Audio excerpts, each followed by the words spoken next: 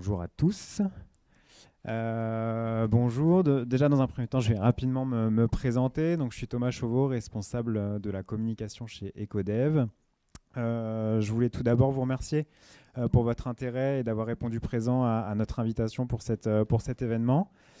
Je voulais également vous souhaiter la bienvenue dans ces locaux que l'on partage avec Arpastrans, qui nous accueille depuis maintenant près de 2 ans. Ces mêmes locaux où de nombreux événements ont lieu, peut-être vous le savez, vous êtes peut-être des habitués, mais voilà, beaucoup d'événements autour des sujets qui nous réunissent, c'est-à-dire les thématiques liées au développement durable et à la RSE. Et aujourd'hui, justement, la thématique va être autour de l'engagement sociétal. Plus particulièrement, comment rendre vos collaborateurs acteurs de votre engagement RSE.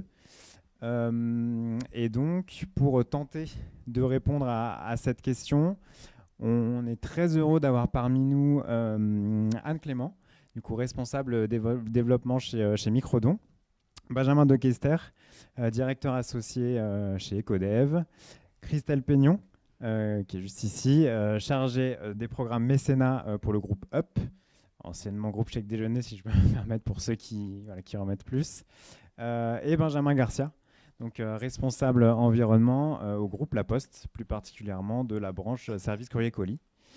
Donc merci beaucoup d'être ici. Avant de laisser la parole à Benjamin, je voulais juste vous proposer de vous rendre sur un petit outil avec votre smartphone sur Sli.do, dans le navigateur de votre smartphone. Avec le code ECODEV, vous allez pouvoir poser vos questions. Pour ceux qui seraient peut-être un peu plus timides ou voilà, pour ne pas interrompre certaines interventions, vous pouvez poser vos questions en direct. Et moi, j'essaierai au maximum de me faire le relais. Je vais les recevoir et je me ferai le relais de vos questions éventuelles. Dans tous les cas, on a prévu un petit moment d'échange à la fin, en live, et également pour que ça soit interactif au maximum. Si vous avez des questions pendant, n'hésitez pas à lever la main, on vous donnera un micro et voilà, pour les questions qui vous brûlent les lèvres. Voilà, donc je pense que j'ai posé les bases, on va pouvoir commencer. Et du coup, je vais simplement donner la parole à Benjamin qui va nous introduire un petit peu le sujet de la matinée. Bien, merci Thomas. Vous m'entendez bien ? Merci Thomas, merci à vous également pour votre participation et puis à nos intervenants. Comme le disait Thomas, je vais juste poser le contexte en quelques mots. Nous, on a commencé l'aventure il y a 10 ans moins un jour pour être très précis, avec mes associés. Donc on avait tout simplement envie d'agir après quelques années dans le conseil classique, en phase avec nos valeurs et puis essayer de relever les grands enjeux qui sont devant nous. En gros, quand on a commencé à créer Ecodev, on avait déjà dans notre ADN ce côté de rendre opérationnels les sujets du développement durable et de la RSE, et vraiment de mettre en action et de rendre visibles et surtout efficaces nos démarches. Donc on a commencé à travailler sur des missions de conseil, donc société de conseil assez classiquement, et on avait vraiment pour objectif d'accompagner nos clients dans la mise en œuvre. Donc on s'est attelé à ça sur plusieurs sujets. Moi pour ma part, j'ai commencé à développer toutes nos prestations sur les sujets énergie-climat. Et ensuite sur la partie alors qu'on appelle chez nous plutôt strat RSE, et donc en conseil et puis en déploiement. Et quelques temps après, donc on est devenu une société à mission, une société à impact, plus exactement, parce qu'on a rejoint le label Bicorp, et on a commencé aussi à s'interroger plus concrètement sur les effets et l'impact que l'on pouvait avoir à travers nos prestations, et finalement quels résultats on pouvait obtenir. Et puis là, on s'est rendu compte que finalement, même si nos clients étaient globalement contents, j'espère que certains en témoigneront, si présents, on voyait qu'il y avait encore des trous dans la raquette et qu'il manquait quelque chose. Donc on a commencé à pas mal s'interroger. On a notamment aussi lancé un baromètre ce qui me permet d'ailleurs d'introduire la nouvelle version de ce baromètre qui est sur l'engagement des collaborateurs au regard des sujets RSE et qui sera disponible à la rentrée 2020. Donc on fera un événement ici et chez un partenaire qui s'appelle Les Enjeux des Hommes, avec qui on réalise aussi ce baromètre. Donc on a interrogé les salariés et les entrepreneurs et les entreprises, les dirigeants, les managers sur justement ce sujet de mobilisation. Et là on a eu des réponses assez étonnantes, mais qui allaient dans le sens justement des explications qu'on cherchait à avoir. Alors je reprends quelques chiffres, je ne rentre pas trop dans le détail parce que comme la mise à jour va arriver prochainement, on a déjà interrogé dans la première version, donc c'était il y a 5 ans ou 6 ans presque maintenant, on a interrogé à peu près 1000 répondants, travailleurs en entreprise, sur quelle était pour eux la définition de la responsabilité sociétale des entreprises. Et là, grand étonnement, on a eu à peu près 3% de répondants qui ont réussi à nous donner une réponse complètement exhaustive. Donc avec l'intégralité des sujets. Et puis on avait 10-20% qui avaient des réponses assez ponctuelles sur un point précis c'est la gestion des déchets, c'est la protection de l'environnement. Mais on a déjà pu mettre le doigt sur le fait que il y avait déjà un manque de connaissances sur le sujet.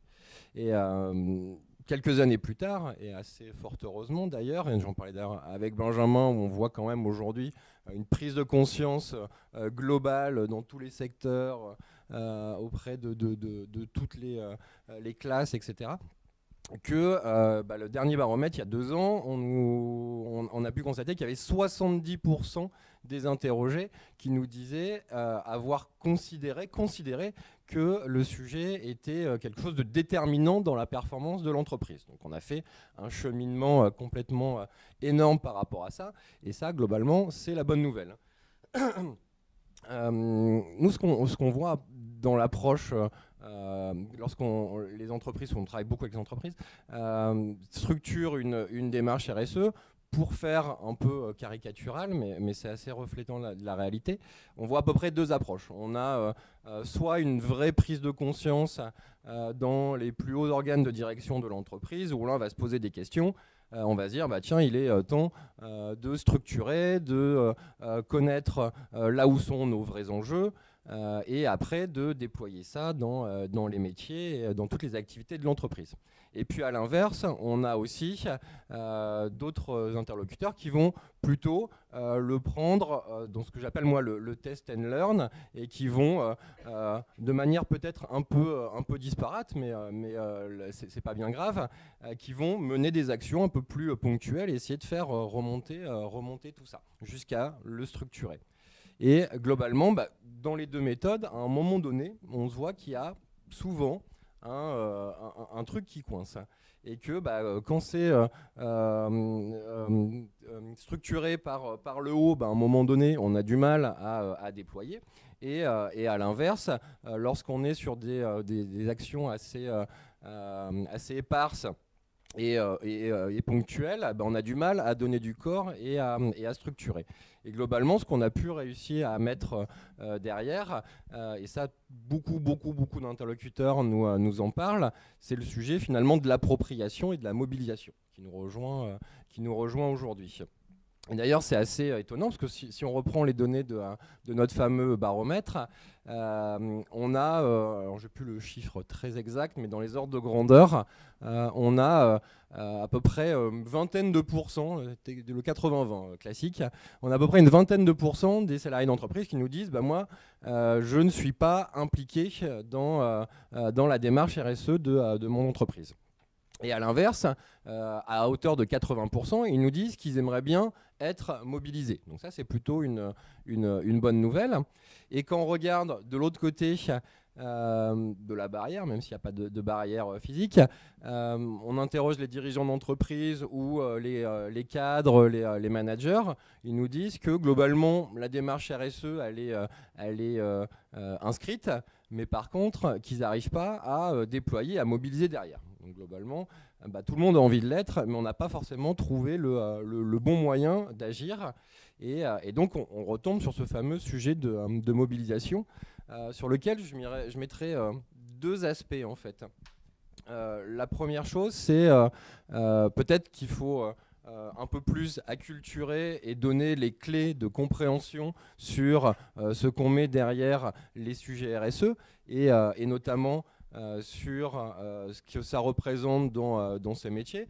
Et donc pour moi, il y a vraiment la notion de sens et finalement d'éveiller les sensibilités à ces sujets, bien qu'une fois de plus, je pense que naturellement dans la société civile, ça se fait de plus en plus. Mais qu'est-ce que ça signifie vraiment dans le monde de l'entreprise ? Deuxième point, c'est celui plutôt aussi de la compétence. Connaître le développement durable ou les grands sujets du développement durable dans sa globalité, ça globalement on est assez en phase là-dessus. Savoir ce que ça représente réellement quand je suis dans une direction des affaires financières, quand je suis dans une direction des achats, c'est un autre sujet. Donc au-delà finalement de ce sens à y donner, je pense qu'il y a un vrai sujet de compétences. Alors, quand on a dit ça, on n'a pas dit grand-chose, parce que finalement, ce qui est aussi assez déterminant, c'est que chaque société est différente, de par sa taille, de par le portage qu'une direction, par exemple, va pouvoir y donner. De par son implantation géographique. On a un très bon exemple avec La Poste, qui est une des plus grandes entreprises françaises, présente vraiment partout sur le territoire, avec des gens qui sont vraiment sur le terrain. Ça présente des enjeux qui sont tout particuliers. Les secteurs d'activité aussi. Je sais qu'avec Microdon, on va aborder la notion du digital, notamment. Moi, je trouve que c'est un super moyen, notamment quand on est très disparate dans son implantation. Encore faut-il y avoir accès. Ça, c'est encore un autre sujet. Donc, globalement, tout ça pour vous dire qu'il n'y a pas de solution miracle à tout ça et que tout ça se regarde attentivement. Et que les personnes les plus concernées sont tous allés de leur créativité, de leur bon sens pour y trouver des réponses. Donc le sujet de la mobilisation, elle peut se faire par de la sensibilisation. On a commencé à en faire beaucoup et on en fait toujours encore, animer la démarche. Les sujets de mécénat, aussi bien de compétences. Certains ont créé des directions RSE, c'est déjà aussi une bonne base. Certains d'ailleurs en ont créé et n'en ont plus, et c'est un autre exemple qui nous sera donné par... je ne sais pas si vous avez prévu d'en parler, mais je sais que c'est quelque chose d'intéressant qui a été réalisé dans le groupe UP. Il y a des réseaux de référents, donc ça a été aussi le cas de La Poste, des cursus de formation. Ça, je ne sais pas si Benjamin aussi a prévu d'en parler. Bref, il existe plein de moyens. Tout ça, il faut juste le contextualiser et y mettre les ressources nécessaires derrière. Et je pense que c'est quelque chose qu'on a peut-être un petit peu oublié. Nous, les premiers, quand on a commencé à exercer, on n'avait pas du tout mis le doigt dessus. Et donc, on l'a corrigé a posteriori, notamment avec... le recrutement de Thomas qui nous suit quasiment depuis les débuts. Mais il y a encore pas mal de chemin à faire. Mais il y a au moins cette prise de conscience de l'importance des sujets de mobilisation. Et donc on va avoir quelques exemples qui vont nous être donnés.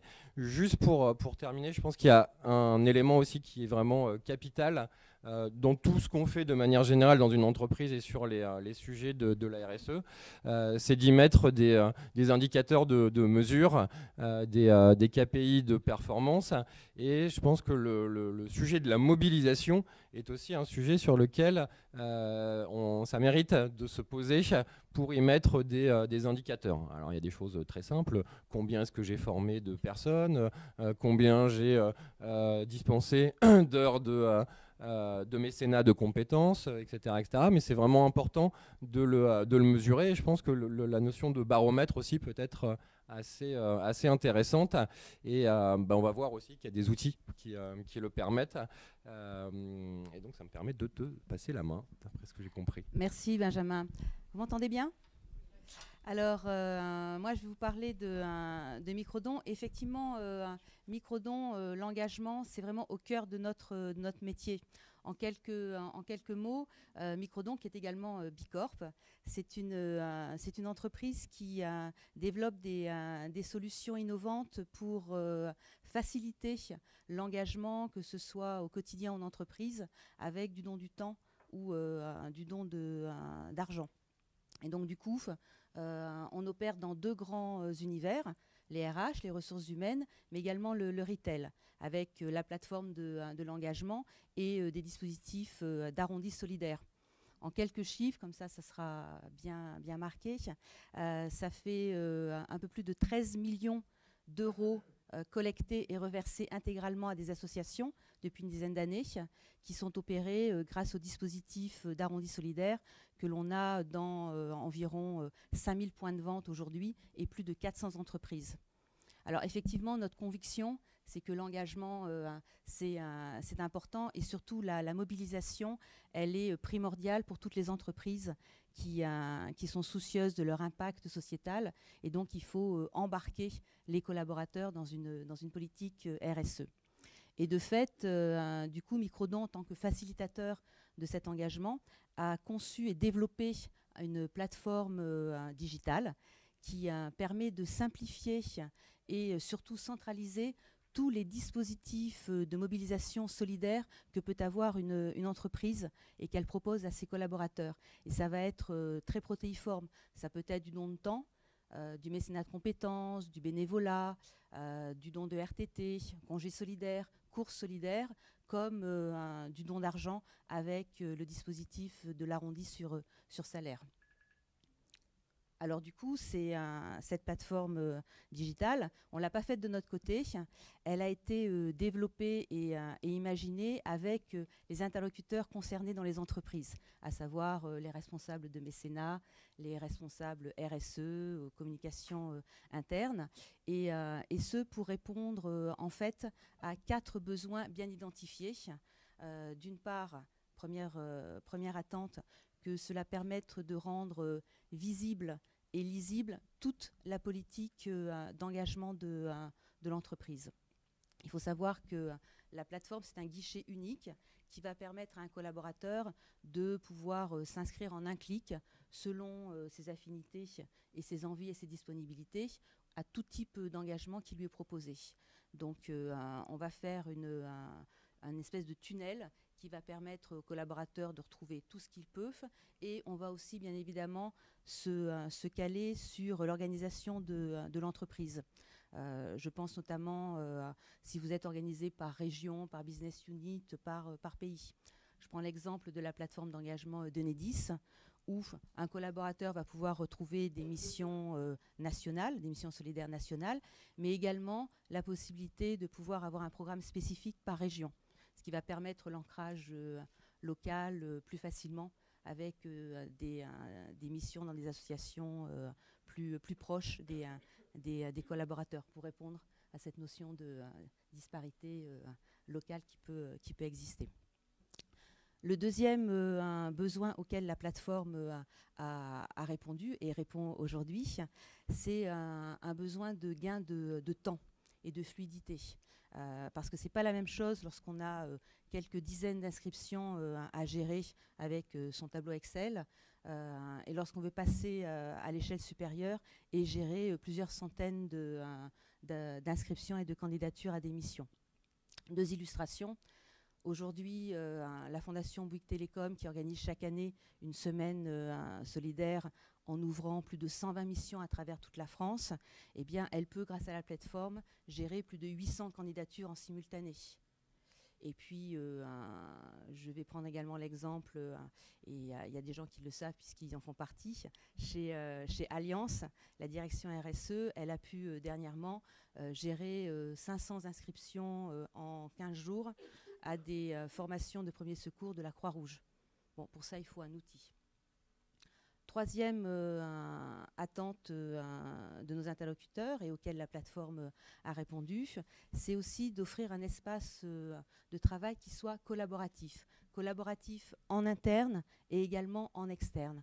En interne, c'est grâce à la gestion des rôles de la plateforme qui va permettre de pouvoir distribuer des rôles à tous les interlocuteurs concernés, administrateur global, responsable de programme, gestionnaire d'une mission.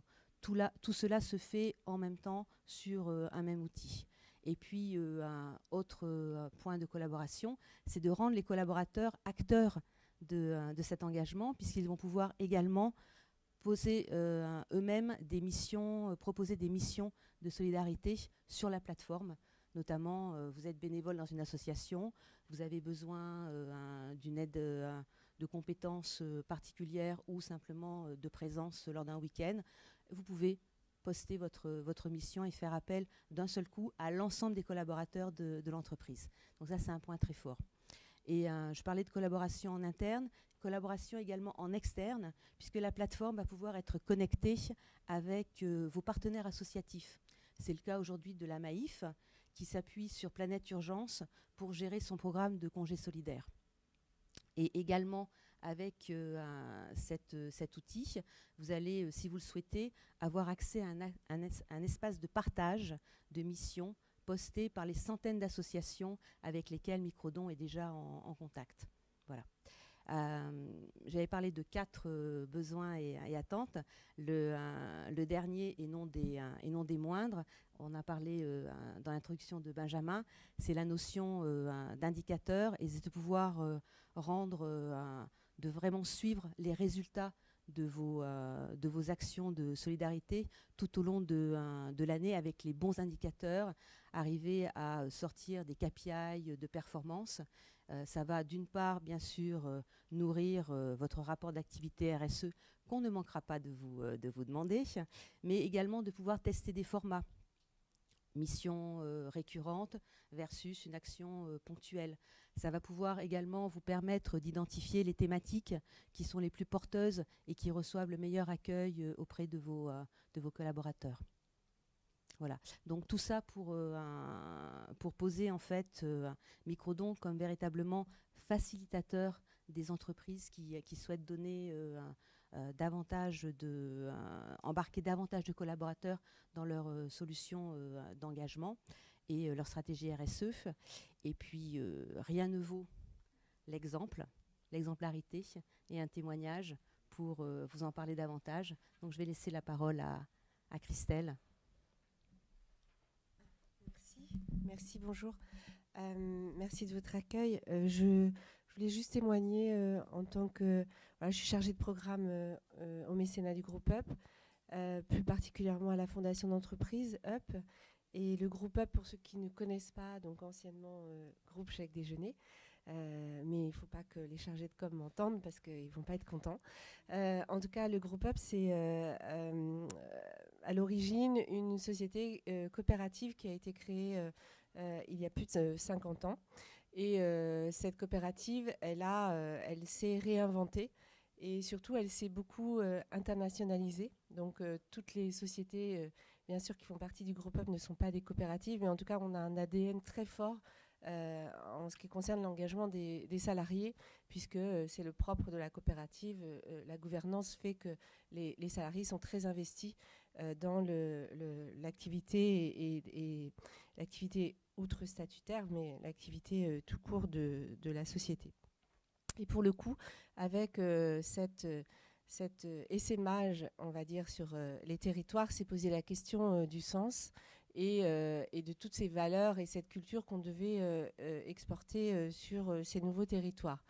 Pour le coup, bien sûr, on a travaillé ces sujets en termes de RH, mais à un moment donné aussi, l'action engagée est venue nous chahuter et nous avons interrogé les collaborateurs sur la notion d'action engagée. Nous avions une fondation d'entreprise, une fondation sous égide de la Fondation de France, par laquelle on exerçait un certain type de mécénat, mais qui était vraiment sur les territoires français. Là, il fallait lui donner du sens et un rayonnement sur tous nos territoires. Et pour le coup, on a aussi, parallèlement avec l'arrivée d'une nouvelle gouvernance, une présidente, créé en tout cas un nouveau projet stratégique.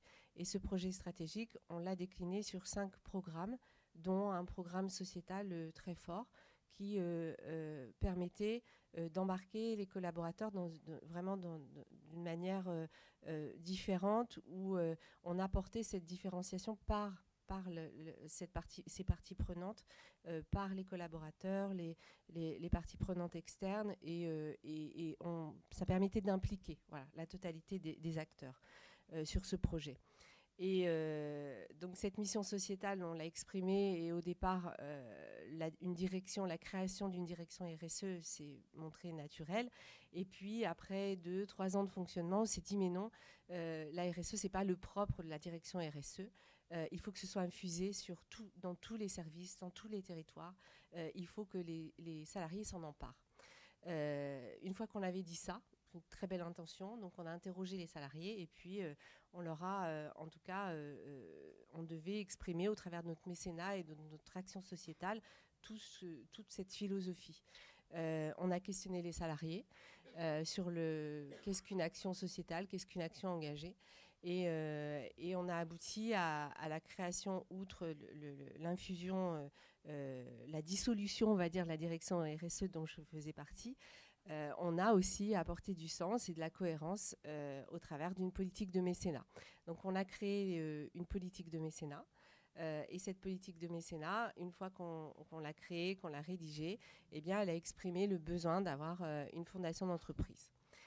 Cette fondation d'entreprise, aujourd'hui, elle porte cette politique de mécénat de manière internationale sur l'ensemble de nos territoires, l'ensemble de nos filiales. Donc, gros challenge, puisqu'on n'est que 2,5. Le groupe UP, c'est aussi 3500 collaborateurs dans 20 pays. Donc, fort de cette ambition, nous avons aussi la volonté, en tout cas exprimé, retenu la volonté d'embarquer les salariés au travers de cette politique de mécénat, au travers de cet engagement sociétal. Et il nous a fallu un outil d'engagement, puisque l'engagement sociétal devait se traduire dans les faits en actions concrètes, et on a fait appel à Microdon, puisque les salariés étaient naturellement investis au travers de l'arrondi sur salaire au départ. L'arrondi sur salaire, aujourd'hui, ça représente, alors sur la France, que vous savez que réglementairement, les dispositifs légaux sont différents d'un pays à un autre. En tout cas, sur la France, on a 1450 salariés. L'arrondi sur salaire, c'est environ 415 salariés aujourd'hui, à peu près, ce qui représente 30% des collaborateurs, sachant qu'on a fait converger le dispositif d'arrondi sur salaire sur nos projets de mécénat pour donner du sens. Et tout ça, en fait, ça a été la traduction, la convergence entre une politique de mécénat, une politique d'engagement sociétal, où on y a apporté du sens au travers des projets qu'on sélectionnait, de l'arrondi sur salaire sur lesquels les salariés pouvaient s'investir. Et puis, bien, il a fallu traduire concrètement, puisque notre politique de mécénat, elle accompagne sur 3 ans, eh bien, il a fallu traduire concrètement au travers de nos projets la possibilité de s'engager sur des missions de bénévolat, de mécénat de temps, de mécénat de compétences. La plateforme Microdon en a été la traduction. Et on les en remercie, parce que ça a été un vrai beau travail. Et en fait, au travers de cette plateforme, cette plateforme qu'on a appelée plateforme d'engagement sociétal, on a traduit notre RSE. Bon, j'avoue que je n'utilise plus beaucoup le terme aujourd'hui, mais on va dire toute l'action sociétale du groupe UP. C'est cette possibilité d'action, 7 leviers d'action qu'on propose aux collaborateurs. Et aujourd'hui, c'est environ 36 missions qui sont proposées, donc qui vont de la mission bénévole reliée au projet de mécénat que l'on soutient sur 3 ans, à une mission d'action sociétale qui est aller nettoyer les berges de Seine le jour du World Cleanup Day, par exemple. Mais d'autres actions, puisque hier soir encore, j'ai accompagné une quinzaine de salariés pour faire des rubans rouges pour les événementiels de Solidarité Sida qu'on soutient sur 3 ans sur un projet de logement mécénat. Donc en fait, la totalité de nos actions doivent trouver sens auprès de nos partenaires de l'intérêt général. Donc tous nos partenaires sont quasiment recensés dans cette plateforme, presque, pas tous, mais en tout cas une très bonne partie. Et ces partenaires, eh bien, on exprime un peu un cercle vertueux de l'engagement sociétal, et tous nous proposent une action dans laquelle les salariés peuvent s'investir d'une manière ou d'une autre. Il n'y a pas de bon investissement, de bonne ou mauvaise action. En fait, l'action la plus petite soit-elle doit être exprimée dans cette plateforme. Ça peut être un arrondi sur salaire, et on ne va pas juger d'un arrondi ou d'une mission sur le terrain, etc. Toutes les actions sont bonnes. Voilà. Je prends encore un petit peu de temps. La plateforme, aujourd'hui, c'est 150 salariés. La plateforme, elle a été lancée le début février, 5 février de mémoire. Et aujourd'hui, on a à peu près 150 salariés qui sont partis en mission ou autre action solidaire. Donc aujourd'hui, on va pas... Alors, je suis désolée, mais moi, j'aime pas trop l'indicateur de performance sur l'engagement sociétal. En tout cas, effectivement, il faut un certain nombre d'indicateurs pour exprimer l'utilité de cette plateforme. Mais en fait, l'engagement, je ne vais pas l'exprimer par la performance, nous, on va l'exprimer par la sincérité. C'est plus nos actions vont fédérer, vont impliquer des salariés, plus elles ont de sens et plus elles vont faire rayonner aussi les projets qu'on soutient au travers de la Fondation ou au travers de l'action sociétale. Et ça passe par Action contre la faim, Rire Médecin, donner son chèque déjeuner à une association caritative. Voilà, c'est en fait toutes les formes d'action, on va les révéler, et on espère, et le deuxième semestre booste justement nos indicateurs de participation. On sait que c'est long. On part avec, au départ, 3, 4, 5, 6, 10 salariés. Et puis d'un seul coup, vous créez des événements sur tous les territoires et vous voyez que ça prend, en fait. Et on n'a pas des ambitions surdimensionnées. Nous, on préfère avoir, en fait, un nombre de salariés fidèles à l'engagement, mais qui expriment, en fait, cette vocation au travers de la plateforme et qui font vivre la plateforme. Et on préfère avoir des acteurs engagés, sincèrement, solidairement, pour avoir encore plus d'impact, parce que c'est eux qui vont parler des projets, c'est eux qui vont parler de Hub, et c'est eux qui vont parler de tout l'écosystème, en fait, avec lequel on travaille. Voilà pour ce que j'avais à dire sur la plateforme, en tout cas, et l'engagement sociétal chez Hub. Merci beaucoup. On reviendra juste après l'intervention de Benjamin, on reviendra sur les éventuelles questions.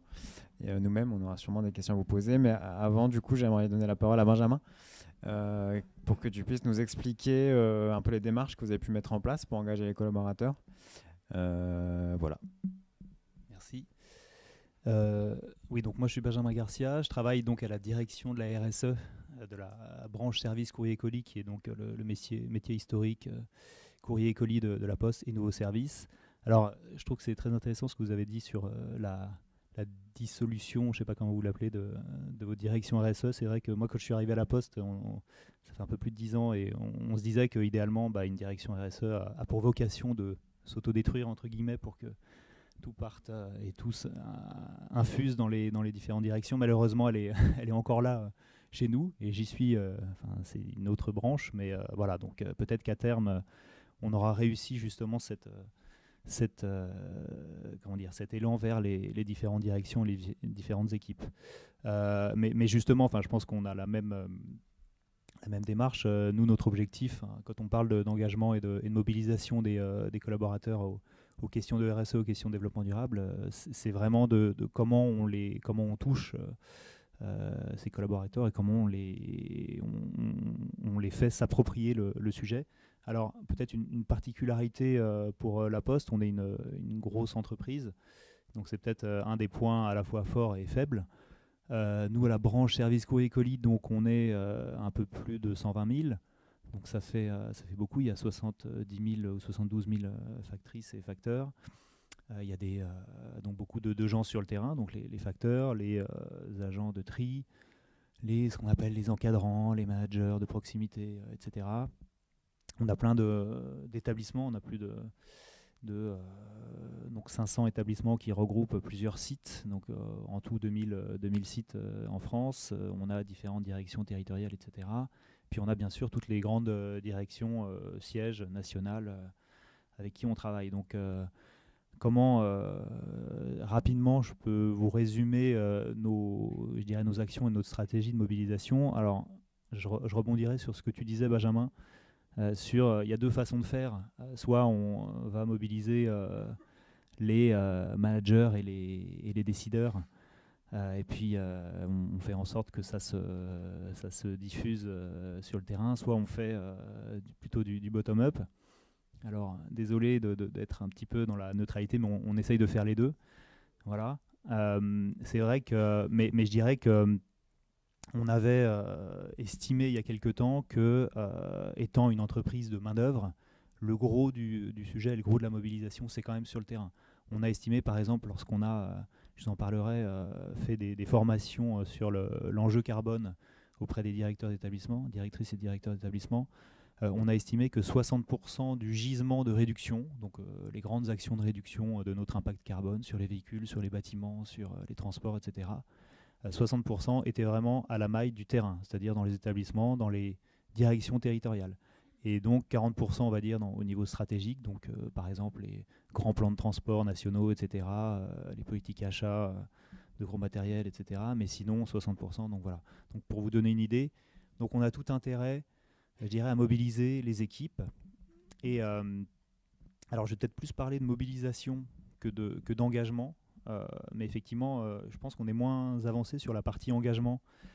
En tout cas, on l'a moins structuré, mais c'est vraiment un sujet qui aujourd'hui est approprié, puisque, désolé, je fais des petites parenthèses, mais moi je suis à la direction de la RSE de la branche courrier-colis. Il y a plusieurs branches, donc il y a plusieurs directions, RSE, développement durable, etc. Et au niveau du groupe, il y a une direction qui chapeaute tout ça, qui s'appelle la direction de l'engagement sociétal. Auparavant, elle s'appelait la direction de la RSE Group. Donc voilà, pour vous dire que c'est un sujet qui est vraiment en pleine évolution.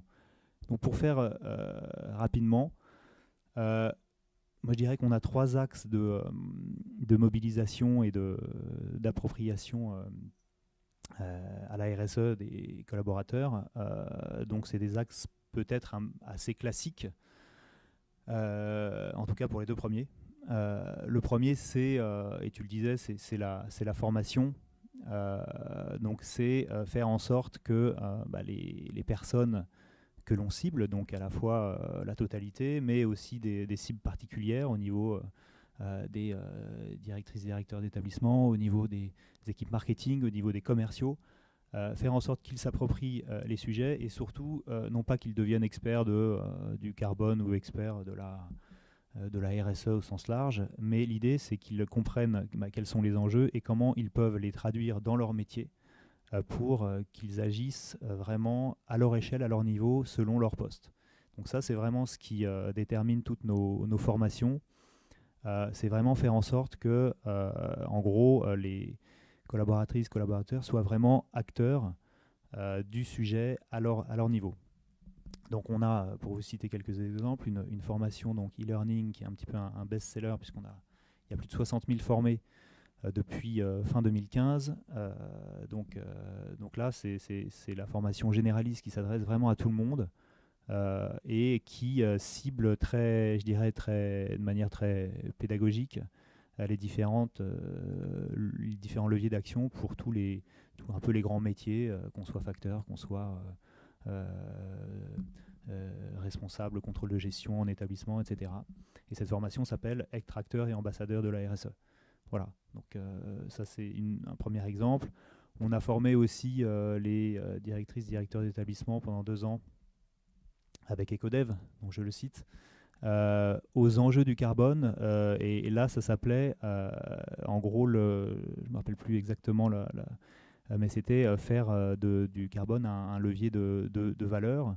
Et en gros, montrer que agir sur la réduction de nos émissions de CO2 à l'échelle d'un établissement, donc principalement sur les les véhicules et sur les bâtiments, c'était contribuer aussi aux grands objectifs à la fois de réduction des charges, parce qu'on a des situations financières qui sont très contraintes, objectifs de réduction des charges, amélioration de la santé-sécurité au travail, de montrer comment prendre ce sujet-là peut contribuer aux différents objectifs et aux différents enjeux, je dirais, du quotidien d'un établissement. Toute la partie aussi, pouvoir communiquer aussi à l'externe, auprès des élus locaux, etc. Donc là, on a réussi à former plus de 500 personnes, donc c'était des formations en présentiel sur une journée, donc c'est très difficile d'aller prendre un directeur ou une directrice d'établissement sur une journée pour s'enfermer sur un sujet qui est a priori vraiment en dehors de ces considérations quotidiennes, mais voilà, on a formé près de 300 directeurs d'établissement et 200 autres filières. Et je terminerai juste sur 2 autres formations spécifiques sur la filière marketing. Donc ça, c'est en cours en ce moment, et c'est pour réussir à faire en sorte que désormais dans nos façons de concevoir des offres ou de repenser des offres ou même de communiquer, on intègre les préoccupations RSE.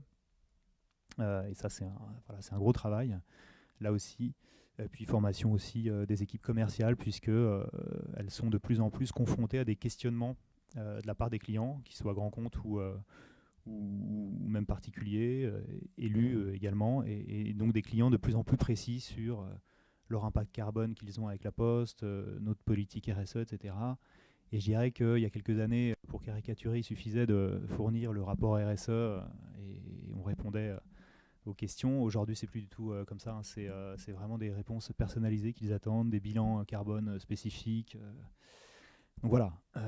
Donc former vraiment toutes ces différentes cibles. Premier axe, j'espère que je ne déborde pas trop. Le deuxième axe, qui est un petit peu on va dire un basique, mais on se rend compte que c'est vraiment inévitable, en tout cas dans une entreprise où il y a vraiment beaucoup de gens, beaucoup de main-d'œuvre, beaucoup aussi de mouvements, c'est la sensibilisation et la communication. Alors j'aurais peut-être pu commencer par cet axe-là. Mais sensibilisation, c'est... alors, je vais employer un terme un petit peu peut-être daté, je ne sais pas, vous me direz, les éco-gestes. Donc c'est des choses qui sont au final inévitables, on s'en rend compte. On avait eu plusieurs campagnes d'éco-gestes il y a quelques années, et puis clairement on se disait, ça y est, c'est fini les éco-gestes, on connaît tous, les gens sont mobilisés, sont sensibilisés suffisamment. Et ben non, en fait, on a eu vraiment des vraies demandes lorsqu'on allait en formation, lorsqu'on va en établissement, sur avoir toujours un rappel je dirais des grands enjeux et des gestes vraiment classiques que l'on peut faire quand on est en établissement, quand on est en direction territoriale, et qui fassent aussi écho aux préoccupations, je dirais, du quotidien, puisque je pense qu'aujourd'hui, on assiste clairement à une montée des préoccupations RSE, de l'enjeu climatique, etc.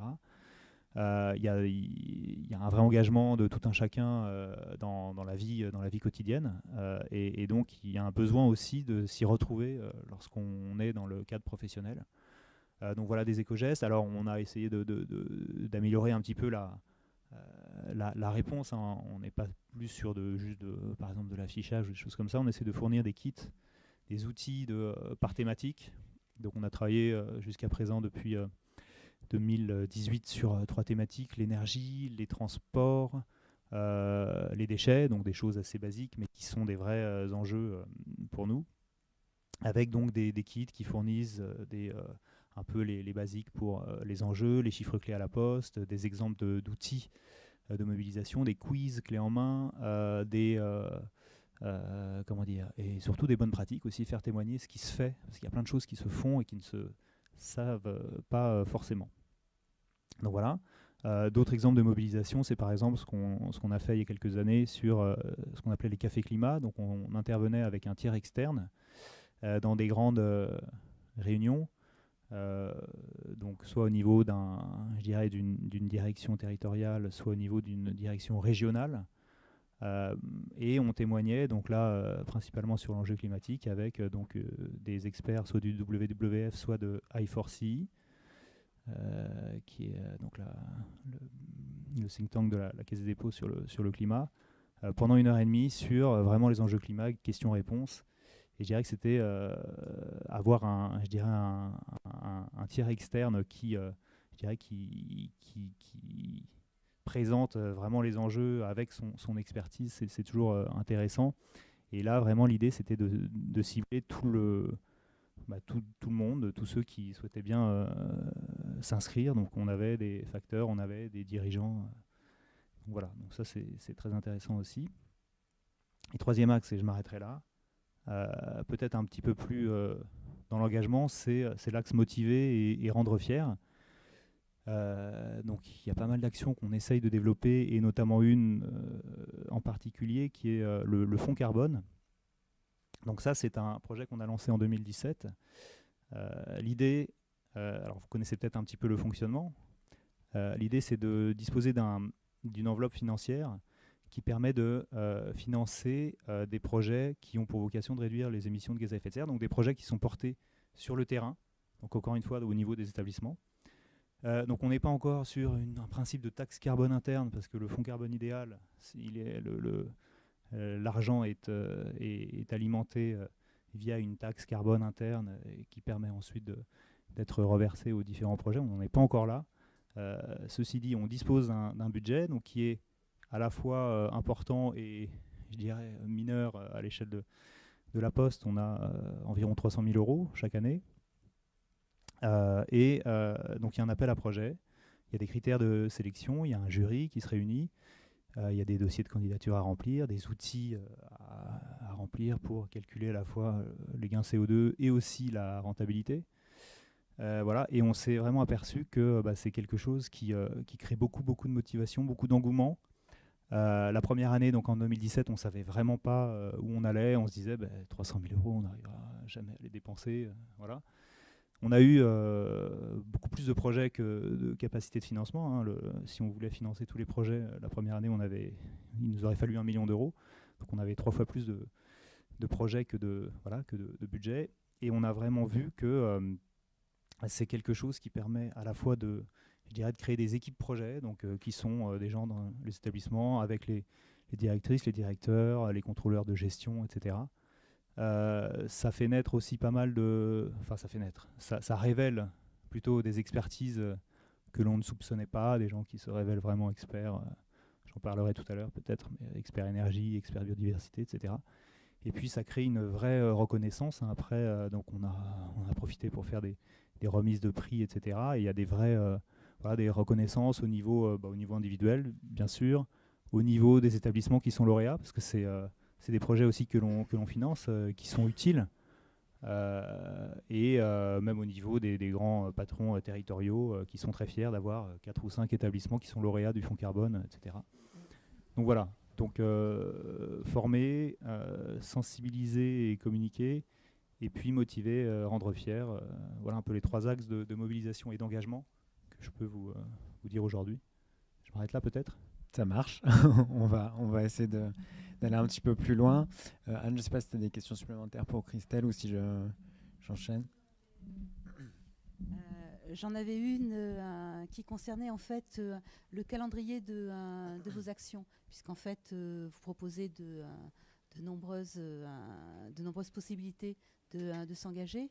Comment s'effectuent les choix les typologies? Est-ce qu'il y a des calendriers? Est-ce qu'il y a une bonne méthode ou pas?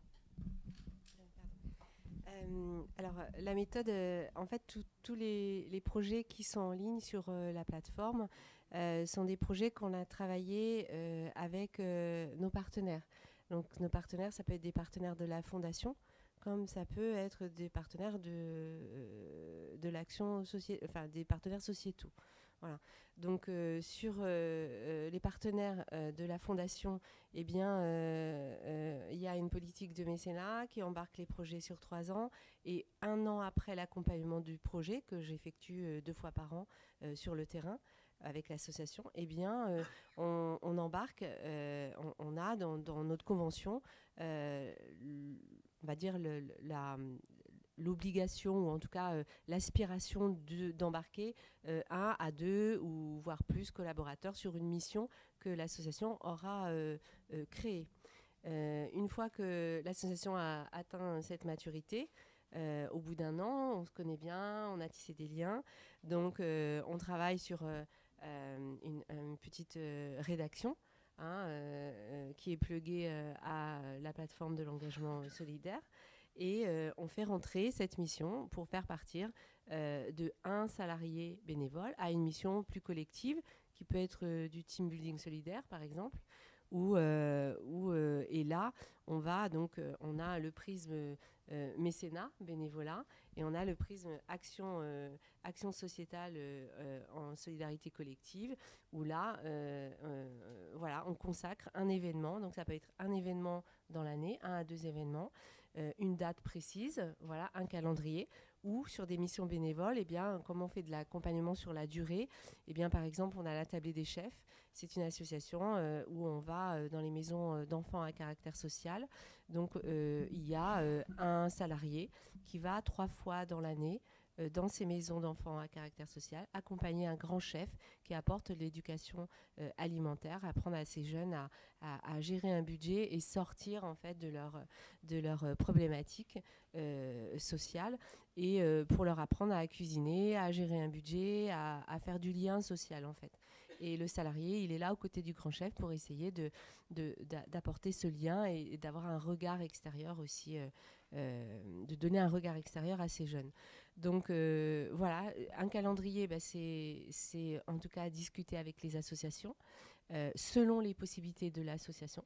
Ça va de la grosse association comme Emmaüs qui a une capacité d'embarquer 50 salariés, c'est presque, vous faites un séminaire pour aller trier des vêtements ou des produits, etc. Ça passe par aussi des gens comme Don Solidaire, où on fait des collectes thématiques 4 fois dans l'année, et pareil, on incite les personnes à participer, à s'inscrire, à donner, et puis eh bien, on fait remettre ces dons ponctuellement dans l'année, un calendrier selon les missions, et dans ce laps, dans ces échéances, eh bien, le salarié doit exprimer son appétence pour le sujet qui est proposé. Toujours en accord avec l'association, c'est l'association qui rédige et qui nous dit moi je peux proposer une mission avec 1 ou 2 salariés, ou je peux proposer quelque chose de plus collectif, et c'est ponctuel dans l'année, et on peut construire aussi sur mesure avec l'association qui propose ce type d'action en collectif. Voilà. Merci.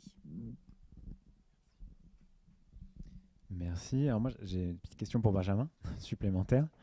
Au-delà des actions, des outils qui peuvent être mis en place, etc., comme on a vu effectivement que c'était un contexte un peu particulier avec plein de sites sur différents territoires, enfin très très décentralisés, comment on arrive à engager les collaborateurs, tous ces collaborateurs, avec des contextes différents, dans des endroits différents, voilà, avec une telle dissémination, comment on arrive à les mobiliser? Alors, c'est vrai que c'est pas facile déjà. Tout ne roule pas et ne se déploie pas comme par magie. Donc il y a une première chose qui est vraiment indispensable, et je pense que sans laquelle on ne pourrait pas faire tout ça. Donc c'est un réseau de correspondants RSE qu'on a dans les différentes directions territoriales. Je vous ai beaucoup parlé de ce thème. Donc on a aujourd'hui 14 référents RSE qui sont dans une filière donc c'est une filière qui est identifiée, qui est officielle.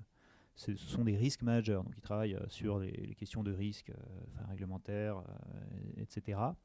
Et ils ont un temps alloué, donc il y a eu des négociations en amont pour faire en sorte qu'ils aient aussi donc la casquette RSE. Et donc ce sont eux et elles qui sont en charge vraiment de faire l'interface entre, je dirais, sur les aspects RSE, donc tout ce qui vient principalement de nous, et les établissements, puisque nous, clairement, on peut pas, on est une petite équipe, on est 6 personnes, donc on ne peut pas aller, je dirais, dans tous les établissements, on ne peut pas toucher tous les établissements comme ça, on ne les connaît pas tous, loin de là. Voilà, et puis on ne connaît pas non plus toutes les spécificités du terrain, parce que c'est aussi une particularité à la Poste. Que vous allez en établissement dans les différents territoires, vous vous rendez compte, à la fois on retrouve les mêmes métiers, etc., mais il y a plein de disparités, de différences qui sont liées à plein de choses, et c'est tout à fait normal. Donc voilà. Donc un réseau de référents RSE, et clairement, donc on anime une fois par mois au téléphone, on se rencontre aussi. C'est des personnes qu'on a formées, qui étaient auparavant déjà sur la question, donc il y a vraiment des gens qui sont devenus vraiment experts. Ils font aussi l'interface avec tout ce qui se passe dans leur territoire, quand il y a des projets, quand il y a des sollicitations d'élus, quand il y a même des appels d'offres de clients sur ces territoires, ils sont là. Et donc soit ils ont vraiment toutes les billes pour répondre et pour animer le sujet, soit on travaille en collaboration. Et certains ont même décidé d'aller plus loin. Alors là, c'est vraiment le top du top, mais hélas, tous ne le font pas. Certains ont créé un réseau dans leur établissement. Donc un risk manager a environ une quinzaine d'établissements dans son territoire, et donc environ une trentaine de sites, parce qu'il y a plusieurs sites par établissement. Et donc ils ont créé un réseau dans chaque établissement de référents, de correspondants là aussi développement durable. Donc ils infusent. Et donc là c'était plus au niveau du volontariat, donc des gens très motivés. Des gens qu'on peut retrouver d'ailleurs, qui sont parfois à l'origine de dépôts de projets fonds carbone. Et donc comme ça, ils animent là aussi un réseau dans les établissements, ils passent les messages, ils déploient toute la politique. Donc on a vraiment besoin d'eux, et je dirais que c'est la première pierre, le socle fondamental de notre mobilisation des équipes.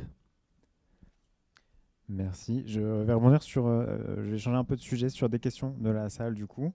Par rapport au fonds carbone, il y a des questions qui sont venues. Déjà les 300 000 euros, d'où proviennent voilà, qui sponsorisent. Et est-ce que tu pourrais nous donner un exemple de projet qui a été mis en place dans le cadre du fonds carbone ? Donc au départ, les 300 000 euros, ils proviennent. Donc on a une politique de neutralité carbone depuis 2012. On compense l'intégralité de nos émissions mesurées. Donc ça fait une enveloppe qu'on avait réussi à allouer. Et donc en 2017, on avait réussi à réduire nos émissions, c'est le principe. Et on avait déjà provisionné, je dirais, des achats de crédit qui étaient un petit peu supérieurs à ce qu'on a émis. Et il nous restait grosso modo 300 000 euros, et c'est comme ça qu'on a pu dire, voilà, ce fonds-là, plutôt que de le remettre dans les comptes classiques, on va le garder, et on va en profiter pour financer des actions de réduction sur le terrain. Et donc c'est né comme ça, et aujourd'hui on a pérennisé un budget. Donc c'est un budget qui est négocié et renouvelé chaque année, et je viens d'apprendre hier qu'on a eu la confirmation pour 2020 avec 100 000 euros de plus. Donc là, c'est parce que chaque année, on demande beaucoup plus et on a beaucoup moins. Et les projets, les types de projets, donc en 3 ans, on a eu 175 projets déposés, 80 projets lauréats. Donc c'est des enveloppes en moyenne entre 10 et 15 000 euros, donc c'est pas des gros projets. Et s'il y a des projets très classiques de changement, par exemple de luminaire LED, donc on pourrait se dire c'est bizarre, ça devrait rentrer dans les travaux normaux, mais non, en fait il y a des vrais problèmes budgétaires qui fait que parfois on n'a pas les moyens de faire ce type de projet. Donc des projets sur l'éclairage, des projets sur l'isolation des bâtiments, des projets sur les véhicules. Des projets beaucoup plus emblématiques sur la création de façades végétalisées, sur la création d'ombrières photovoltaïques avec un réseau de smart grid interne, donc pour faire de l'autoconsommation. Et d'ailleurs, c'est un projet qui a gagné plein de prix, même à l'international. On ne s'attendait pas du tout à ça. Des projets sur la mobilité des collaborateurs, donc financement de vélos en libre service ou de systèmes de vélo partage. Voilà, donc des choses assez basiques, mais aussi des choses assez innovantes et surtout des choses qu'on essaye de démultiplier. Alors peut-être que les ombrières photovoltaïques avec autoconsommation, là, on va pas le démultiplier sur tous les sites tout de suite, mais voilà, tout ce qui est changement des luminaires, Il y avait quelque chose qui avait été créé la première année sur une application créée en interne sur l'amélioration du gonflage des pneus sur tout un territoire, et qui s'est avéré très efficace, avec des vrais gains à la fois CO2, consommation, accidentologie, économie, et ça a été déployé, ou c'est en cours de déploiement au niveau national. Donc voilà, faire en sorte aussi de capitaliser sur ces projets et de pouvoir les démultiplier. Merci. Autre question, plutôt pour Christelle et pour Anne, plus pratico-pratique. Est-ce que la plateforme Microdon peut être mise en place pour une entreprise de 350 collaborateurs, et plus largement, combien coûte la plateforme digitale pour les différentes actions sociétales, et pour une PME coopérative de 60 personnes, est-ce que ça fonctionne? L'idée, c'est de savoir un peu à qui est destinée la plateforme. En fait, la plateforme, elle est destinée à toute entreprise soucieuse de l'engagement de ses collaborateurs. Il est vrai qu'il y a un coût de mise en place, puisque Microdon est une entreprise de service B2B. Donc en fait, on a un business model avec des coûts de mise en place, et puis après un coût d'exploitation. Donc j'invite les personnes qui ont vraiment besoin de coûts précis à venir me trouver. L'idée, c'est surtout de faciliter la mobilisation et l'engagement. Lorsque on est une trentaine de collaborateurs, on n'a peut-être pas forcément besoin d'une plateforme telle que Microdon, mais à partir du moment où vous avez plus d'une centaine ou 200 inscriptions et vous vous battez avec différents tableaux Excel, l'un pour les congés solidaires, l'autre pour une course, ça peut avoir un intérêt d'être embarqué sur la plateforme de Microdon. Il faut savoir qu'à l'origine, le dispositif que l'on a mis en place, on l'a mis en place, je vous le disais avant, avec des interlocuteurs comme vous dans les entreprises, acteurs du mécénat, chargés de communication interne, RSE, et la plupart de nos clients que l'on avait déjà sur le don sur salaire, qui est destiné principalement à des entreprises de plus de 300 collaborateurs. Voilà. Merci. Je ne sais pas si rajouter quelque chose. Je pense qu'a priori, la réponse est... une autre question, la plateforme pourrait-elle être mise en place sur un immeuble de bureaux multilocataires? L'idée, comment inter-entreprise, Est-ce que ça peut fonctionner? Est-ce que c'est intéressant, le fait de mutualiser en plus les... Rien n'est impossible. Aujourd'hui, la plateforme, elle n'est destinée, on ne l'opère que dans des entreprises. Mais effectivement, on a déjà eu des clusters ou des ensembles plus fédérations qui nous ont demandé si on pouvait établir quelque chose. Techniquement, il n'y a pas de problématique particulière, mais ça demande quand même d'avoir une même stratégie d'engagement, les mêmes types d'actions et de missions solidaires, ce qui n'est pas forcément évident. Ce n'est pas parce que vous habitez la même rue que vous vous intéressez aux mêmes choses. Merci. N'hésitez pas, si jamais il y a des questions en plus dans la salle, on vous donnera un petit micro, n'hésitez pas à lever la main. Je continue du coup sur les questions. Là, c'est plus pour Benjamin. Donc là, on est aussi sur une cible un peu particulière, en l'occurrence pour la question. Il s'agit des facteurs. C'est comment vous avez réussi à sensibiliser les facteurs, qui n'ont sûrement peut-être pas forcément d'ordinateur professionnel, à suivre les e-learning RSE. Est-ce que c'était obligatoire? Est-ce qu'il faut rendre les choses obligatoires? Ou est-ce que cette réussite avec les 600 000 collaborateurs est due à justement une obligation? Ou est-ce que c'est la motivation de chacun? J'ai dit quoi? Oui, pardon. Un peu moins, mais... obligatoire. Voilà, je pense que donc le e-learning, en fait, on a fait en sorte de le rendre obligatoire pour ce qu'on appelle les parcours qualifiants. Donc les parcours qualifiants, c'est un cursus de formation que tout le monde suit, mais notamment donc sur le terrain les facteurs. Quand on dit facteurs, c'est au sens large, ceux qui distribuent le courrier colis, mais c'est aussi qui trient dans les centres, etc. C'est les encadrants, les managers. Donc le parcours qualifiant, c'est plusieurs formations disséminées à l'année, soit en présentiel, soit en e-learning. Il y a beaucoup de e-learning maintenant.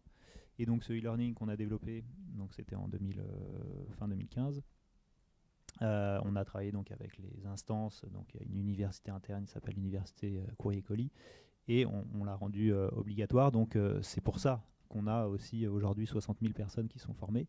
Et je dis pas que ça aurait été un échec absolu si on s'était basé que sur on va dire le volontariat, mais après c'est une question de temps. C'est une question, comme tu l'as dit, les facteurs, ceux qui sont sur le terrain, ceux qui sont sur la route, ils n'ont pas d'ordinateur en poste fixe, donc il faut créer des rotations.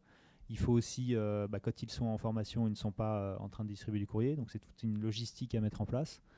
Et ça peut se faire que de manière bien cadrée au niveau de l'université et des RH. Donc voilà. Il y a d'autres, ça c'est vraiment le e-learning vraiment qui s'adresse à tout le monde. Il y a d'autres formations, notamment aujourd'hui la formation de la filière marketing qui est en cours. Donc là c'est plus sur le volontariat, mais on a fortement négocié et travaillé avec les différentes directions marketing pour justement faire en sorte que les équipes se rendent aux formations. Puisque sinon, c'est pas. Donc voilà, c'est toujours de la négociation. C'est vraiment une question de temps. C'est une question de s'insérer dans un quotidien qui est très très très chargé, où parfois les sujets RSE ne sont pas considérés comme une priorité. Voilà. Un des enjeux aussi, du coup, c'est comme je le disais tout à l'heure, c'est de montrer comment ça peut contribuer au travail de chacun et au quotidien de chacun, et surtout de ne pas être perçu comme quelque chose en plus, quelque chose qui va se mettre à côté, qui a même donc vraiment réussir à embarquer le fait que c'est une contribution plus aux grands objectifs qu'ils ont, plutôt que quelque chose un peu en plus et à côté. Merci. Est-ce qu'il y a des questions dans la salle supplémentaires? Oui. Je vais juste vous donner le micro pour qu'on puisse vous entendre. Bonjour. Pour continuer sur le sujet des e-learning, comment vous arrivez à mesurer l'efficacité et l'impact des e-learning sur les collaborateurs, si vous arrivez à le mesurer? Alors, c'est vrai que la question de la mesure, c'est un gros sujet. Alors, on a heureusement des chiffres, donc ces chiffres-là, je ne les sors pas de n'importe où. Donc, on a un reporting qui est fait par l'université Courrier-Colis chaque mois sur le nombre de personnes formées. Après, pour réussir à mesurer les impacts, c'est là aussi la limite. C'est difficile de mesurer clairement, par exemple, on va dire une baisse de consommation d'un site. Est-ce qu'elle est liée vraiment à la mise en place, au fait que tout le monde ait été formé, que tout le monde applique les éco-gestes, etc. C'est encore difficile. On a parfois des vieux sites, on n'a vraiment pas de mesure. Donc, on a essayé de contourner un peu la question avec un autre outil qui est un outil d'auto-évaluation. Où on a, c'est quelque chose d'assez bien fait avec un site et on a 12 axes et l'idée c'est de faire en sorte qu'un établissement s'auto-évalue, donc il peut le faire en réunion d'équipe sur ces 12 axes et ensuite se positionne, il y a 5 niveaux je crois, est-ce qu'il est niveau 2, niveau 3 dans on va dire l'aboutissement et l'appropriation de la RSE. Donc se positionner et aussi de identifier les axes de progrès. Et en fait, nous, direction de la RSE, là pour le coup, on suit justement les auto-évaluations de chaque établissement, on suit les progressions de chaque établissement. Donc ça permet de mesurer un peu plus précisément. Mais voilà, c'est vrai que la mesure, ça reste un gros sujet, un point d'achoppement qui n'est pas facile, surtout quand on a des milliers de personnes, des milliers de sites et des choses assez disparates. Dans l'e-learning, vous aviez opté ou pas pour la validation des acquis? Je ne sais plus. En tout cas, c'est une formation qui compte en tant que formation, mais validation des acquis. Enfin, validation des acquis de connaissances. Parce que ça peut être un moyen aussi. Je crois, oui. Là, je pourrais pas te dire, mais je pense que oui. En tout cas, ça a été fait vraiment dans les règles de l'art avec, je dirais, les sachants en interne à l'université Courier-Colli. Donc, j'imagine que tout a dû être pris en compte. Mais... Il y a trop long. Bah, oui, c'était il y a un petit bout de temps, mais il est toujours valable et on le réactualise. Là, on en est à la 2e actualisation, là, voilà, tous les 2 ans, grosso modo.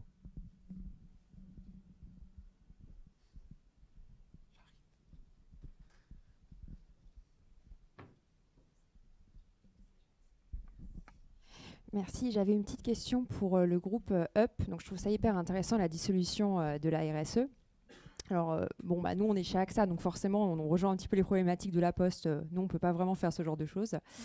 Je voulais savoir, comme vous avez concentré toutes les actions sociétales au niveau du mécénat, qui porte du coup chez vous maintenant tout ce qui est environnemental? Voilà, petite curiosité sur l'organisation. Alors, merci pour la question. En fait, pour ne pas entretenir la confusion, ce n'est pas la fondation ou la politique de mécénat qui porte l'ensemble des actions sociétales. Ou alors, en fait, nous avons créé une direction écosystème et engagement. Et dans cette direction écosystème et engagement, nous y avons mis la fondation et l'action sociétale pour l'engagement des salariés. Et puis, nous avons une brique environnement et nous avons une brique achat responsable. Et en fait, tout comme nous avons aussi une brique écosystème syndical. Ces enjeux et ces sujets sociétaux en fait, sont gérés par cette direction écosystème et engagement qui crée les passerelles, le lien, qui diffuse et qui permet une meilleure appropriation et qui fait le lien en fait, avec la totalité des directions de la communication, puisque la direction écosystème et engagement fait aussi partie de la direction affaires publiques et communication de l'ensemble du groupe. Et toute cette connaissance, en fait, toute cette appropriation et ces expertises sont ensuite diffusées sur l'ensemble des territoires, France et international. Voilà, donc on a un plan, on a une stratégie qui est diffusée et exportée sur l'ensemble de nos implantations, en fait. Merci. Juste avant de repasser le micro dans la salle, il y a une question qui est arrivée par la plateforme. Selon vous, l'engagement stratégique, par exemple la neutralité carbone en 2030, plutôt 2050 je crois, est-il nécessaire pour engager les collaborateurs? Donc, je la décrypterai comme, est-ce que les grands enjeux aussi bien internationaux, nationaux, voire même de stratégie globale d'organisation, sont un levier pour l'engagement ou pas? Alors, pour la Poste, en tout cas pour ma part, oui, c'est indispensable, je pense. Donc la question de la neutralité carbone, je pense qu'elle est en train d'évoluer. Nous, on dit qu'on est neutre en carbone depuis 2012, donc on compense la totalité de nos émissions. Donc après, le terme neutralité, il faut l'employer avec prudence.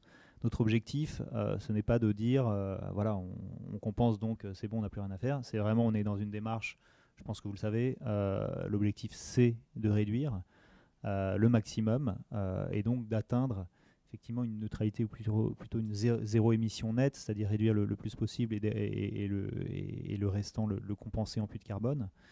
Donc ça, c'est quelque chose qu'on a initié en 2012. On a essayé vraiment d'en faire quelque chose à la fois d'un axe de communication en externe, et puis aussi en interne. Donc on a, dans certains projets de compensation, on a proposé aux postiers de les choisir. Il y a eu un vote, des projets emblématiques qui ont été choisis par les postières et les postiers.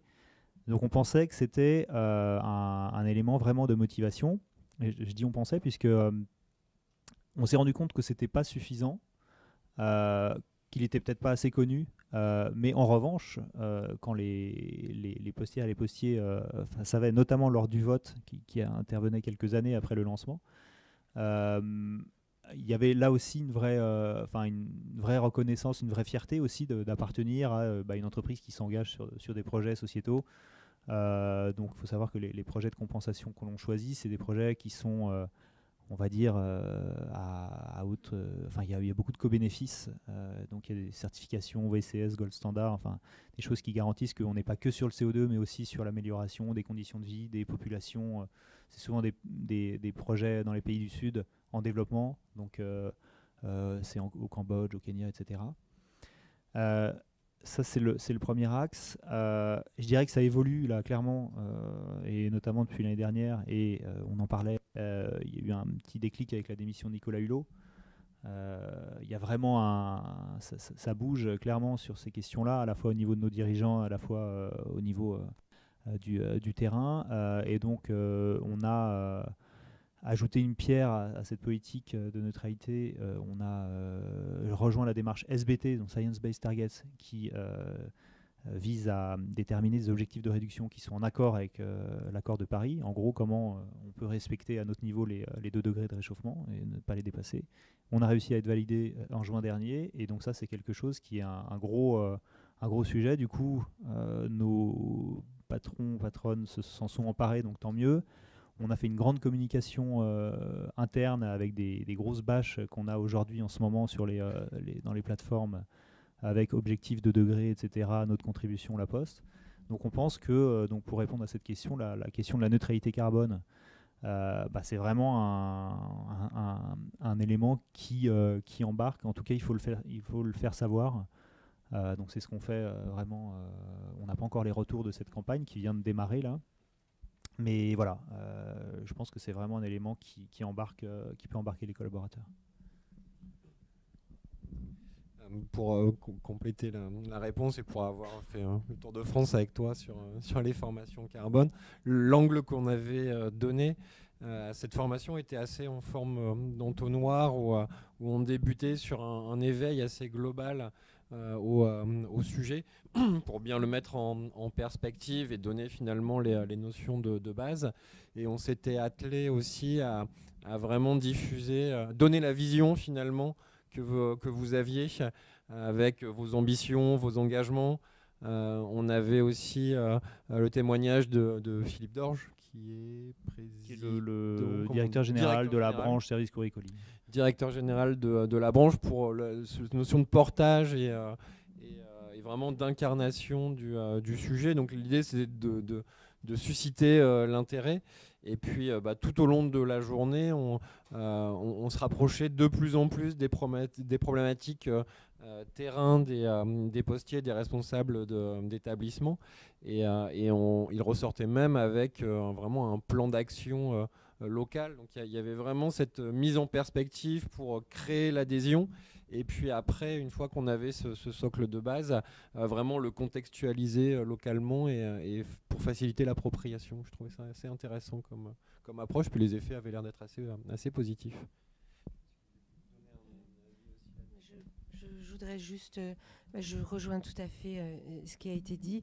La facilité pour le groupe, en fait, on a positionné 5 programmes au cœur du projet stratégique. Et ces 5 programmes déclinent notamment une notion, en tout cas un programme environnemental. Donc du coup, ça facilite déjà l'appropriation puisque l'ensemble des collaborateurs sont concernés par le projet stratégique et du coup on a cette légitimité à intervenir sur les leviers environnementaux. Je ne suis pas l'experte de ce jour sur la question environnementale. Ce que je peux vous en dire, c'est qu'effectivement en termes de sens, nous on l'a traduit par des actions aussi concrètes et de l'engagement concret sur l'ensemble de nos territoires. C'est par exemple faire des choix qui sont impactants en termes d'activité et de stratégie autour de l'environnement. Par exemple, choisir un acteur comme Enercop pour son bâtiment de je ne sais plus combien de milliers de mètres carrés, c'est un engagement. Voilà, c'est un engagement environnemental. Faire de la compensation au Brésil, puisqu'on est implanté au Brésil, c'est un engagement environnemental.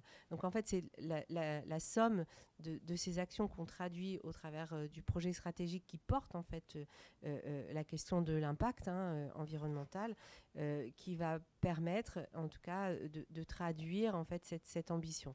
Et puis encore une fois, pour revenir à notre sujet aussi d'aujourd'hui, c'est la plateforme, elle va animer en fait toute cette ambition, tous ces dispositifs autour de 5 programmes, elle va les animer par des briques des axes, et notamment on va retrouver la question environnementale autour du consommer responsable, autour du je fais quoi pour mon environnement, donc je vais aider sur les questions d'environnement. Donc en fait il faut qu'il y ait une ligne directrice qui soit portée au plus haut niveau et qui permet ensuite l'infusion par des outils d'animation et des plans d'action aussi qui soient assumés. Et assumer, c'est effectivement économiquement assumer le fait qu'on choisisse par exemple Enercop sur l'ensemble de ces bâtiments et de ces sites en France et à l'international, par exemple. Merci. Je vais poser une question à vous, Christelle, comme je sais que vous avez un timing à respecter. Concernant les actions de bénévolat, se font-elles sur le temps de travail des collaborateurs ou est-ce dans le cadre de dons de congés ? Effectivement, on a rencontré quelques freins au départ avec la plateforme d'engagement, et du coup on a créé une politique d'engagement qui vient renforcer les autres politiques. Et cette politique d'engagement, elle pose le cadre de ce qui avait été créé, un dispositif RH qui a été créé, qui est le congé solidaire. Donc chaque collaborateur en France, en tout cas pour la coopérative, ça représente environ 800 personnes, a possibilité de poser un congé solidaire dans l'année. Et ensuite, grâce notamment, et je reviens toujours sur la plateforme parce que cette plateforme nous permet de faire beaucoup de choses, la visibilité que nous avons donnée au congé solidaire, elle permet aussi à d'autres filiales comme Calidea, qui fait partie du groupe UP et qui ne bénéficiait pas du congé solidaire, de s'interroger, et les salariés ont poussé les RH par exemple à s'interroger sur pourquoi pas nous. Donc le congé solidaire, il va être aussi déployé sur d'autres filiales. L'arrondi sur salaire va aussi être déployé sur d'autres filiales. Et donc on a un dispositif congé solidaire. Et puis pour répondre concrètement à la question, les missions que l'on propose, elles sont hors temps de travail ou sur temps de travail grâce à ces dispositifs de congé solidaire. Et puis si un salarié a envie d'aller plus loin, et là on corrèle le besoin de compétences d'une association, on peut créer une convention de partenariat avec l'association pour proposer un mécénat de compétences sur une durée. Voilà. Donc on a là pour le coup on manque encore de recul, mais on a quelques salariés qui sont aussi en mécénat de compétences sur des durées bien définies au travers d'un conventionnement. Donc en fait tout ça, ce sont des expériences, des expérimentations qui vont s'enrichir au fil du temps, mais il est vrai, il faut un cadre pour rassurer les managers, parce que le but de faire de l'engagement sociétal, c'est pas de démunir tous les collaborateurs de l'entreprise. On est aussi là pour faire de l'économique. Mais l'économique, il peut être renforcé par de l'engagement sociétal, de l'implication, du sens, qui est aussi une source de bien-être pour l'activité de l'entreprise. Merci. Est-ce qu'il y a d'autres questions dans la salle ? Oui. Bonjour. Plusieurs d'entre vous ont parlé de B Corp. Au niveau de l'engagement des salariés, ça fait quelque chose de devenir les B Corp ?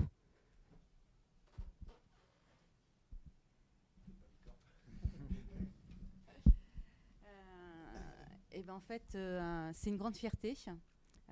Parce que ce n'est pas moi qui étais aux manettes, parce que c'est un agrément qui doit être renouvelé, et le nôtre a été renouvelé il y a quelques mois, et quand je vois la longueur du questionnaire et l'étendue des réponses qu'il faut faire pour avoir vraiment cet agrément qui, pour ceux qui ne le savent pas, est originaire des États-Unis, si ma mémoire est bonne, ça fait qu'une fois qu'on l'a,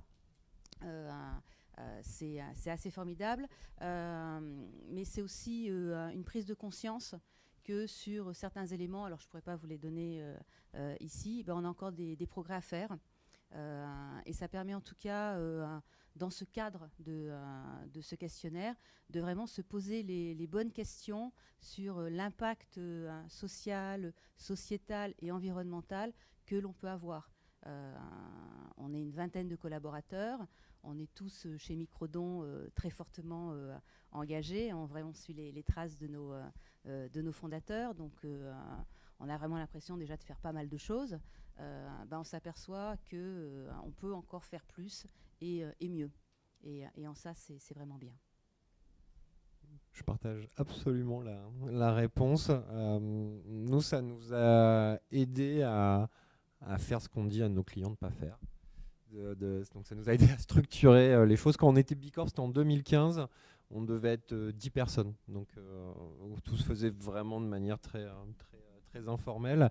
Et ça nous a vraiment aidé à les structurer, à donner une certaine vision de là où on voulait emmener Ecodev, de l'impact qu'on voulait avoir, de la manière d'y parvenir. Et je pense que ça a aidé beaucoup justement à susciter l'adhésion au projet d'entreprise. Depuis, on a refait une évaluation en 2017 et la prochaine évaluation est en 2020. Et alors pour avoir beaucoup grandi ces dernières années, parce que maintenant on a à peu près 25 personnes, je pense que c'est un bon moyen aussi de se reposer les questions au bon moment. Notamment quand, et c'était le cas chez nous, quand vous avez des personnes qui arrivent, des personnes qui partent, et justement, ça déclenche, ça donne un peu une échéance pour pouvoir redynamiser et finalement se rappeler à soi-même et aux nouvelles personnes là où on veut aller. C'est le côté vision est aussi assez intéressant. Après, il y a le questionnaire, quoi. Merci. Est-ce qu'il y a une dernière question? Il y a quelque chose qui est très important aussi quand on devient Bicorp. Alors Bicorp, c'est un label avec un questionnaire qui est en open source. Donc tout le monde peut le passer. Et vous êtes évalué quand vous le souhaitez, si vous le souhaitez d'ailleurs.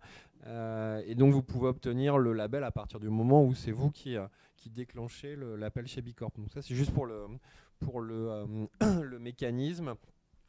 Et en fait, au-delà du questionnaire, l'une des obligations, c'est de transformer les statuts de l'entreprise. C'est-à-dire qu'à l'image de ce qu'on entend dans la loi Pacte et des entreprises à mission, on a inscrit dans nos statuts la prise en compte.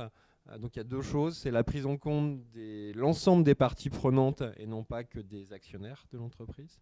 Et c'est la considération des enjeux socio-environnementaux en plus des enjeux économiques.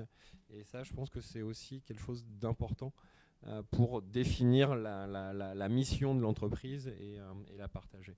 Et pour rien ne vous cacher, et c'est pour ça que je disais que c'est important aussi pour nous aider à se reposer la question. On a une demande interne à laquelle on va répondre là très récemment, c'est de définir plus précisément la raison d'être de l'entreprise et d'avoir finalement un moyen de vérifier l'alignement qu'on a entre la vision actionnariale finalement de l'entreprise et la vision des collaborateurs. Et pour ajouter un complément, Microdon a été également la première entreprise à être agréée ESUS, c'est-à-dire entreprise solidaire d'utilité sociale, qui est effectivement un agrément de l'État et qui justement participe à avoir une raison d'être et notamment une gouvernance participative, une lucrativité encadrée, etc. Voilà. Donc, une totale cohérence. Je voulais apporter une petite contribution. La RSE étant éminemment culturelle, elle dépend des valeurs, elle dépend de la vision du président, elle dépend de l'organisation. Ce que je vois depuis quelques années, c'est des façons très différentes d'engager les salariés. Vous connaissez bien L'Oréal, l'arrondi bosse avec aussi. La culture chez L'Oréal, c'est un peu la compète. Et donc quand ils font une semaine européenne, enfin une semaine du développement durable qui est mondiale, en fait il y a une compète entre les BU, entre les sites, entre les pays. Et donc, il va y avoir un serious game et ça va être celui qui aura le plus de points. Dans d'autres entreprises comme La Poste, ils essaient de mettre en avant plein de gens extraordinaires. Et je trouve que, comme d'habitude, La Poste ne dit pas l'entreprise extraordinaire qu'elle est, parce que c'est quand même neutre en carbone depuis 2012, plus grande flotte automobile du monde. Enfin, il y a les 12 000 sites sont en énergie verte. Et donc, ils vont mettre en avant avec des portraits. Aujourd'hui, depuis 2-3 ans, on voit beaucoup d'entreprises qui mettent en place comme ça des portraits. Nexity, par exemple, où les gens sont un peu partout en France sur des petits sites, et notamment, après, il y a pas mal de gens qui sont à côté de Saint-Lazare. Ils ont mis en place une web radio avec des podcasts mensuels thématisés sur l'économie circulaire, la mobilité, etc. Donc, comme c'est très culturel, en fait, il y a des programmes qui sont très, très différents. On voit l'arrondi très présent dans beaucoup d'entreprises, mais ça dépend beaucoup de la culture de la boîte, de son organisation, de ses valeurs et de l'impulsion que va mettre le président. Et par exemple, les semaines de développement durable, moi j'ai participé au lancement, enfin j'ai créé un truc qui s'appelait la No Impact Week il y a 5-6 ans, qui est un truc, une semaine de sensibilisation pour les entreprises qui est gratuite. Et donc il y a plein de PME qui ont pris en main le sujet du développement durable avec des jeux comme ça et des formations. Et ensuite, du coup, ils identifient dans l'entreprise des relais potentiels, et c'est ces relais potentiels ensuite qui vont faire bouger l'entreprise et participer à construire une vision aussi. Donc là, c'est vraiment du bottom-up. Voilà, donc il y a plein aujourd'hui, c'est une actualité très forte dans beaucoup de grandes entreprises, mais aussi de PME, avec la partie sociale qu'on oublie aussi très souvent, mais qui est... Hier soir, on était ensemble avec Benjamin à la nuit de la RSE, avec France Handicap qui était très présent. On a vu plein de façons aussi d'embarquer et d'inclure toutes les populations et tous les profils de collaborateurs. Voilà ce que je voulais apporter. Pour juste ajouter quelque chose, moi également Microdon était également à la nuit de la RSE. Vous avez totalement raison, les dispositifs d'engagement sont vraiment pluriels, protéiformes, etc. En revanche, je pense qu'il y a un dénominateur commun pour que cela fonctionne, c'est une prise de conscience au plus haut niveau. S'il n'y a pas un engagement du CODIR, Codex et que sais-je encore, ça ne fonctionnera pas sur la durée. Ça pourrait être ponctuel, mais aujourd'hui, on est quand même dans des échéances que l'on qualifiera de durables. Une dernière question, s'il y en a une, et après on vous libère. Tu voulais déjà... Si quelqu'un a une question, sinon, on peut continuer les échanges. Il reste un peu de café, thé, jus de fruits, etc. juste à côté. Donc on peut continuer les échanges là-bas. N'hésitez pas. Et un grand merci une nouvelle fois pour votre venue. Merci à toutes et tous.